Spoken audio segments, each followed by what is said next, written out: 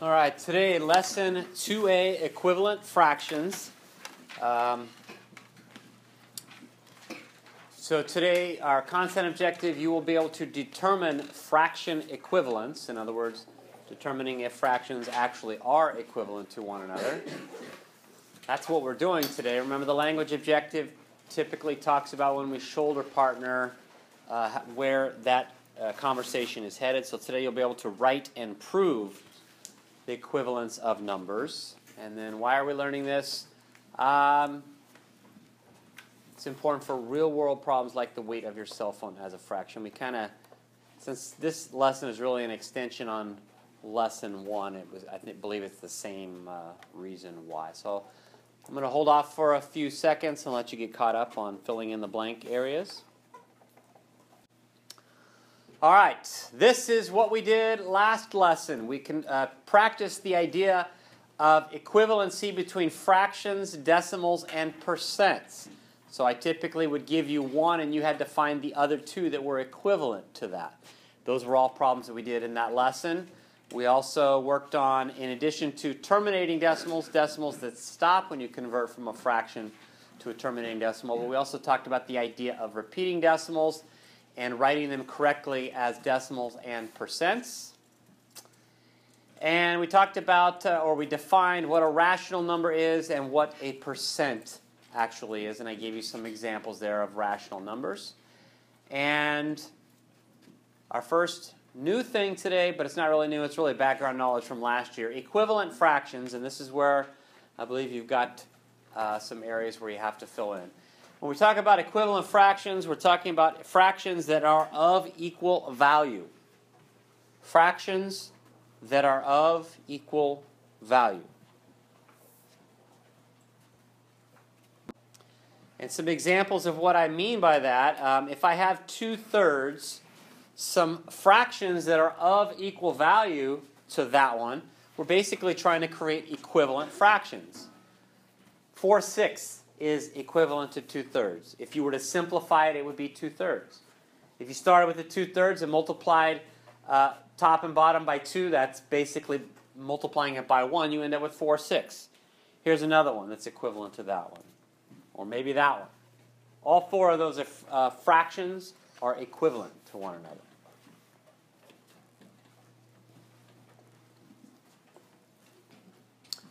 (28/16). Could somebody give me a fraction that they think would be equivalent to that one? 7/4. Sorry. 14/8. 14/8. That's equivalent to, yes. Somebody give me another one that's equivalent to it. 7/4. 7/4. By the way, how many fractions could you create that are equivalent to that one? How many? Unlimited. Typically, we phrase that as an infinite number. Yeah, we could keep going on and on and on forever and ever and ever. So 21/12, that's equivalent to it. 14/8, which was given to us by somebody in here, and 7/4 was also given to us. So those are all equivalent to each other. Okay. So let's start with number 1 here. It says to simplify the fraction, draw a model to show the equivalent fraction. So I'm going to basically do number 1 for you, show you what I want, and then number 2 you'll kind of do the same thing. I mean, we all know how to simplify that fraction. That's easy. But the idea of using a model to prove it may not be quite as easy. So if I take a rectangle and divide it as evenly as I can into 10 equal sections, which is what you should be doing with your first rectangle, showing 4 out of 10 would mean shading 4 of those 10 sections. That's one way of modeling 4/10.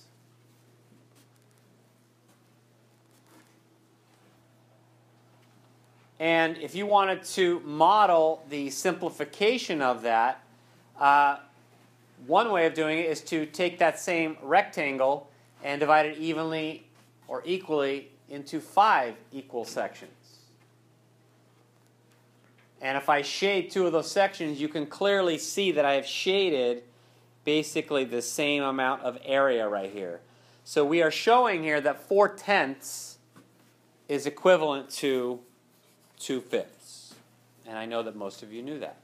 Now, mathematically, how you get from 4/10 to 2/5 is by dividing each top and bottom, each numerator and denominator, by the same value. So if we were to take and divide top and bottom by 2, which is what most of you would do in your head, if I asked you to do that, that would get us down to 2/5. So this is the mathematical way of showing it. This is the mathematical way.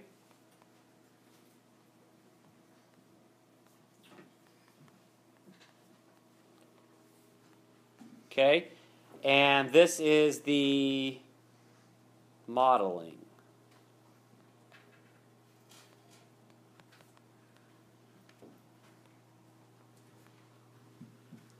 And like I said, in the homework, there are a few problems where you are being asked to show the modeling way. Okay, mathematical way and the modeling way. And once again, no matter who you had last year, does modeling have 2 L's or 1 L? That looks funny. 1 L.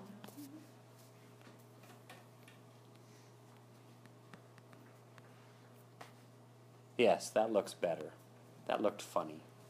Okay, but we get the idea. All right. Let's go to number 2. Simplify the fraction and draw a model to show the equivalent fraction. So you'll need to draw your own rectangles for number 2. And I'll give you a minute to a minute and a half to do that.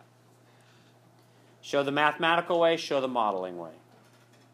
So we have 12 over 18. We should have created a rectangle with 18, as close as you can get, equal sections, and shaded 12 of those sections. We're trying to simplify this fraction as far as we can take it down by reducing it. So we would create a rectangle with 3 equal sections. And if we shade the first 2 of those 3, we can clearly see we've created an equivalent situation there. 12 out of 18 shaded clearly represents the same thing as 2 out of 3 shaded. So therefore, that's one way, using modeling, how we can show equivalent fractions. Now, the mathematical way is obviously much, much easier. If you take and divide both top and bottom by 6, we can get to our 2/3. So make sure mathematical way and modeling way. All right, so let's go to number 3. So we've taken 2 fractions that we've tried to make the numerator and denominator smaller by using division. Well, sometimes what we want to do is we want to create different ones by making the numerator and denominator bigger. So I will do number 3 with you. So if we want to do this with modeling, we would, of course, shade 2 out of the 3 sections. Now, I'm telling you in number 3 that I want to create an equivalent fraction that has a 9 as the denominator. So that means I want to create another rectangle the same size, but create 9 equal sections. So kind of like that. How many sections am I going to shade in the rectangle below to create an equivalent situation? How many? Just say it. 6. 6 of them, right.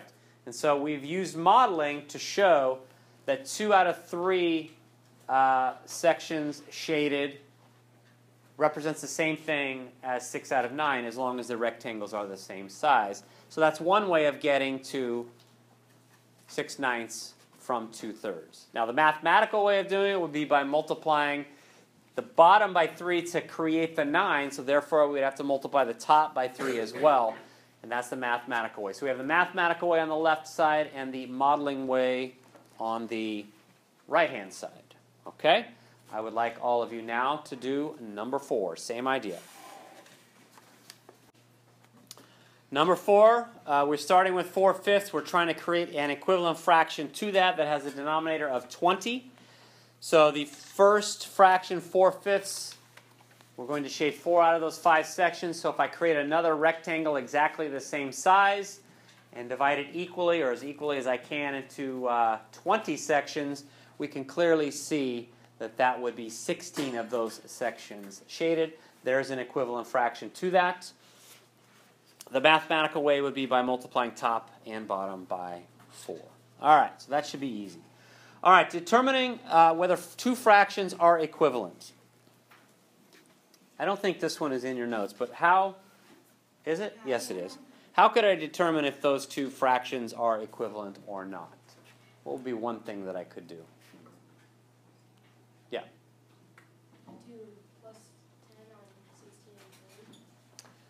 and 30. Well, you can't really do that. Just by adding a number to the numerator or denominator or both, that doesn't create an equivalent fraction. Okay? You could get equivalent denominators. Okay, you could do that. What's another way? Maybe you could simplify it down to what it would originally be. Yeah, that's probably, for most of us, probably the easiest thing to do.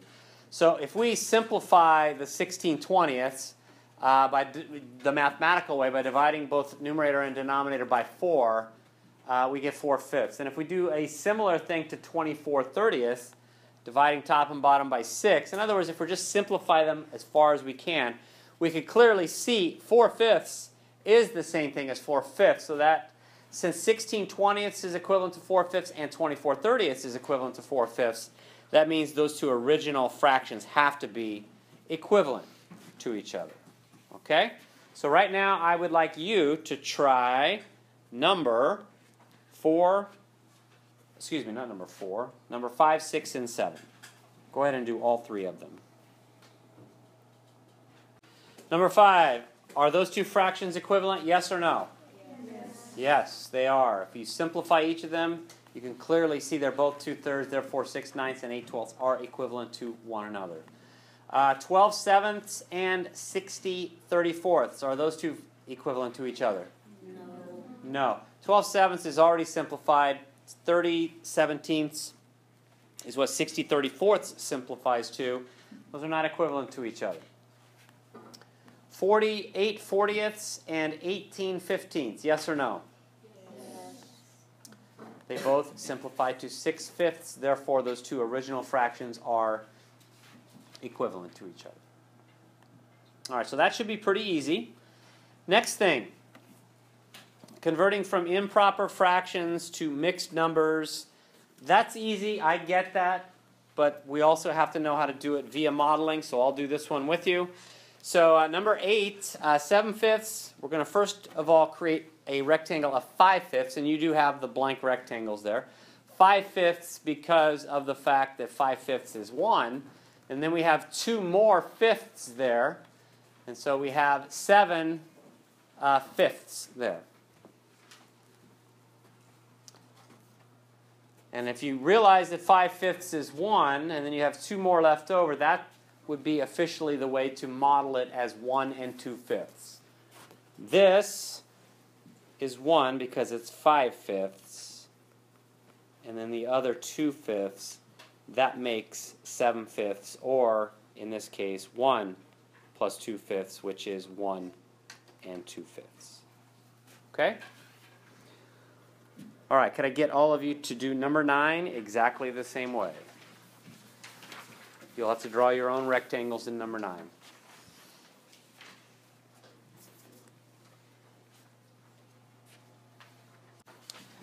So number 9, we are trying to write 13/4 as a mixed number. And I've already mentioned this several times. There are only a few problems in the homework where I'm asking you to model, and the reason why we're going through a few in the notes is to make sure when you get to those it'll be easy to do. So when we model this, we have 4/4 right there, another 4/4, another 4/4, which is 12/4, but we need another block of them so we have enough. And so here we have 13/4 that are shaded there. Obviously, we have 4/4 and 4/4 and 4/4. That would make 1 plus 1 plus 1, which is 3. And then a 1/4 left over, and that's the one way of modeling the 13/4 is equivalent to 3 1/4. Any questions with this problem? So if you're asked to model improper to mixed, that's basically what you would do. Okay? All right, number 10. We have a set of fractions here, and it says to plot each of the following on the number line below. This is from 6th grade. Okay? I know because I remember creating a bank of problems for your teachers to use last year. And so all we need to do is we need to kind of figure out approximately where they would go. Well, 1/2 would go halfway between 0 and 1. And I'm actually doing this one with you because it is from 6th grade. -3/4. That would be approximately right there. Now, one way of doing that would be to find the halfway point. The halfway point, 1, 2, 3, 4, 5. Right here is the halfway point. That would be -1/2. -3/4 would be halfway between -1/2 and -1. -3/4 is halfway in between those two numbers. 2/5 is the next number. 2/5 is slightly smaller than 1/2. That happens to be right on a line because I've divided the number line into 10 equal segments from 0 to 1, and same thing from 0 to -1. 4/10 is the same thing, or equivalent to 2/5.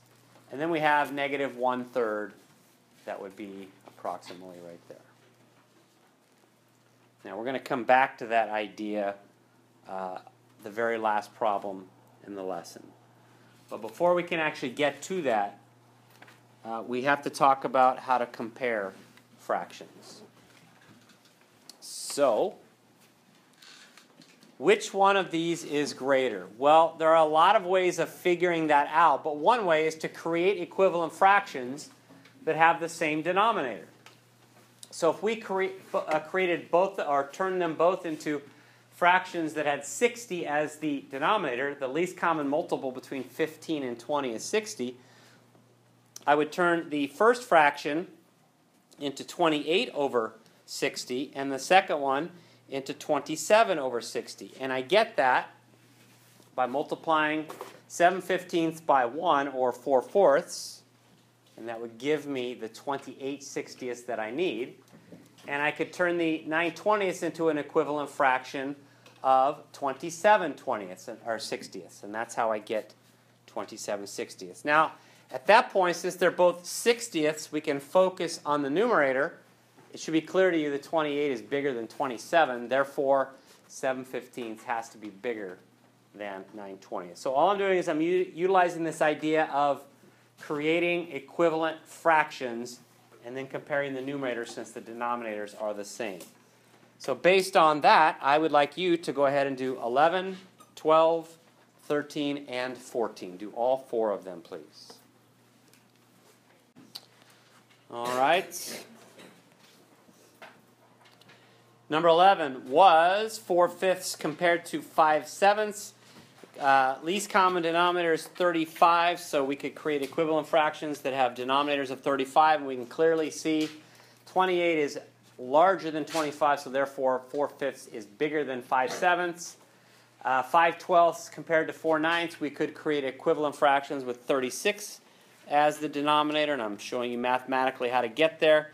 15 is smaller than 16, so therefore 5/12 is smaller than 4/9, and we could use a number line to kind of show that as well. We had to pay a little more attention to what we're doing in number 13 because of the fact that both fractions are negative. But creating the equivalent fractions, we have this, and -27 is bigger than -32. And therefore, -3/8 is greater than -4/9. And number 14, the issue here is one of them is a fraction and the other one is a decimal. This is why lesson 1 was what it was, so you could convert to other values that are equivalent to that. -0.3, we would read that as -3/10, so we could just convert them both to fractions that have a common denominator. You could also take and convert the -2/7 to a decimal, leave the -0.3 alone, and then it doesn't matter which direction you head with the conversion there, as long as they both are decimals or fractions or whatever. But we can clearly see that -2/7 is greater there. All right, our last problem for today is sort of putting all of this together. Here's what I would like you to do before you plot. I would like you to turn each of those into fractions that have the same denominator. So in other words, convert each of them to an equivalent fraction so that we're basically then just looking at the numerator and then plot them. Because we're putting them in order and then we're plotting them. Turn them all into equivalent fractions that have the same denominator. And I'll give you a couple of minutes to do that. One way of doing this is converting 7/5 to its equivalent fraction with the denominator 45 as 63 over 45. 3/5 becomes 27 45ths. Negative 1/3 is the same thing as negative 15 45ths. 1/9 is the same thing as 5 45ths. Now we can clearly just look at the numerators to tell the order from least to greatest. So negative 1/3 was the smallest, and that one was obvious. 1/9 is the second. Should be second in line, then 3/5, then 7/5, and if we plot those on a number line, they should be approximately right there. And notice the 7/5 had to be a little bit off of that number line. All right, turn to your shoulder partner. And I'm leaving this up here because I know a couple of people are finishing off that number line there. Remember, we end every lesson the same way. You turn to your shoulder partner and have a quick discussion about what you learned today. Go.